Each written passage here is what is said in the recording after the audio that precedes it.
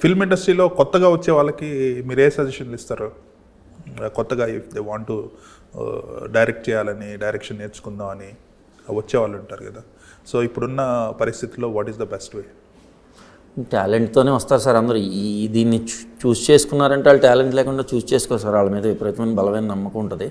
ఆ నమ్మకంతో పాటు ఓపుకుంటే చాలు సార్. నమ్మకంతో పాటు ఓపుకుంటే చాలు. రైట్.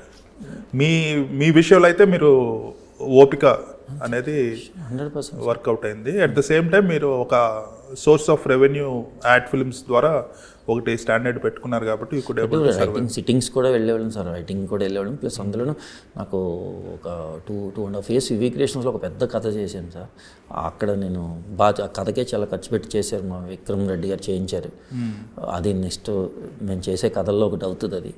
అప్పుడు నేను 2.5 years 3 years నేను ఇవిలోనే నేను సర్వైవ్ అయ్యాను. అక్కడే నాకు సునీల్ గారు పరిచయం అయ్యారు సార్. ఓకే, అక్కడి నుంచి ఇలా వచ్చారు.